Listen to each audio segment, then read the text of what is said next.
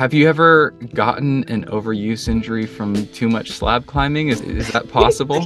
Yeah, Have you? actually, that's really funny because I've gotten one injury from slab climbing, and it was a lot of people don't know this. It was during Once Upon a Time while I was projecting that. I actually sprained my big toe on my right foot. Like, because of all the standing on the slab, my like big toe was totally swollen and it hurt like hell. And I put my shoe on and nearly cried. And then I sent Once Upon a Time. And Oh, that was like my wow. third attempt of the day. So each of those attempts, I was like holding back tears to get my shoe on. And every single step was so painful. But you can't really see that in my face. Or if you do, you kind of maybe interpret it as fear as well. But there was like a constant pain happening during that Oh my entire gosh. hour of climbing. And Well, that you stayed for a year. That was for a bad. year, damn. Because I didn't take any time off and it lingered and it was like totally manageable. And then now it's finally gone. You Because I was sprained it so, on the yeah, climb just from climbing, and then you just just from continued climbing. to climb and Yeah. sent it. Wow. Okay. Yeah. Will you provide a little more context for what that Oh, climb is? I know of what it is. course. I've seen your video. This was like my first hard trad lead. It was in Devon, England, so the UK. It's this beautiful rhyolite sea cliff that is a pure slab for 50 meters.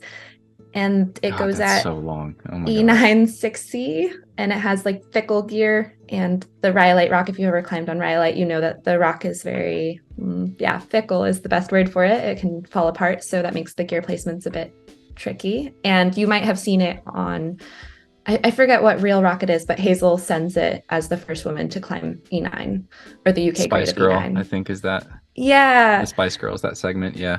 So Gotcha. that's the climb that I chose to do. And that's where I sprained my toe. Tom Randall, your relationship with Tom Randall, how is it uh, that came about? yeah. Oh, I love Tom. I love climbing with Tom. We were linking up in the UK for a YouTube video. And the reason I was in the UK was because like I mentioned, I had moved to Barcelona, Catalonia.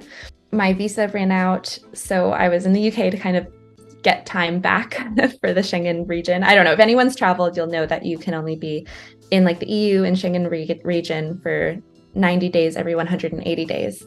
So I had a year visa when I moved there, and then I ran out of the 90 days. And so then I went to the UK and I was like, oh, this is perfect. I'm starting a YouTube channel. It's going kind of well. Like, you know, it's gaining a little bit of traction, still really small. I'll reach out to the Wide Boys and see if they want to collab with me. And Tom was like, yeah, that sounds great. And I was like, oh my gosh, that's awesome. I'm so excited. Like, this is going to be so much fun. And then I am not really a planner. I'm very sporadic in how I do just about everything as far as travel goes. And so I realized that I had procrastinated way too much and all of the hostels were totally booked out in Sheffield. And I was like, oh my gosh, like I get to climb with the Wide Boys, I get to climb with Tom, but I actually have nowhere to stay. And so I was like, thinking about my options, I was like, oh my God, I don't even know this person. This is gonna be so embarrassing. But I just called Tom and I said, hey, like, this is a little bit embarrassing, but I like don't have a place to stay. Is it possible if I crash on your couch? Like I planned this badly. I didn't book a hostel in time. And he was like, no problem. And then the next thing I know, I was just living at his house for a month straight. And we were like climbing partners, projecting together. I never moved out. Like I just came with all my things. And then he took me to his project, which was Once Upon a Time. And we realized that we climb really well together. And it was really solidified by the end of that month of projecting. And Tom works too. So this is like a month, but it's like, you know, extended weekends sort of situation.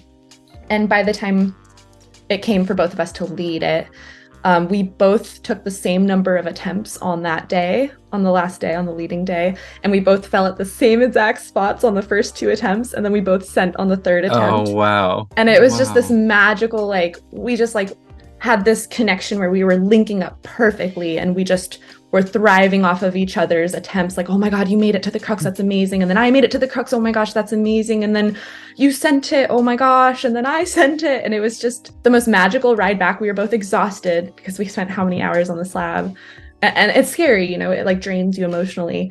And Pete was there too. And we were all just like, it was just so beautiful. And we're like, okay, cool. Like we'll be climbing partners now. That finalizes it. Was that part of the film that I saw, the Queen line, or did you go back and have another trip? after that, I went back and I climbed the route just to the right of Once Upon a Time, Got it. which although it's given still E960, the same grade as Once Upon a Time, in my opinion, it was a more dangerous, harder version of Once Upon a Time. And it was like kind of my natural next step. I'm like, okay, I did Once Upon a Time. That was terrifying. I kind of fumbled my way through everything. If you've seen the video, I have major major problems with gear because I don't know how to set it, so it's all falling out.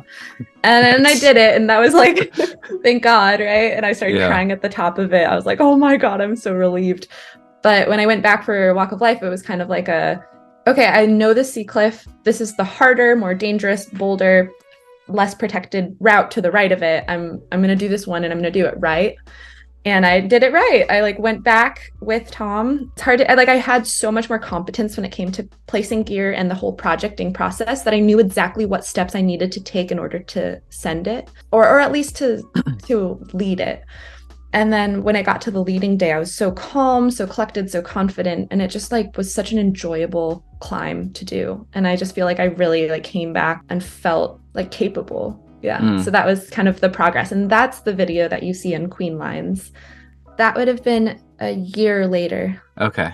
Yeah, because it's like not the same season. Yeah. Okay. The Sea Cliff, yeah, if you've all seen that Real Rock with Hazel Finley, Spice Girl, you will have, you'll know what we're talking about. It's like this massive slab, and it's trad climbing, but you're not crack climbing. You're fiddling in tiny little nuts and, you know, sliders and whatever else in these little cracks as you're just climbing up a slab. A lot of them are horizontal slots and little pockets and things like that. It just looks absolutely terrifying.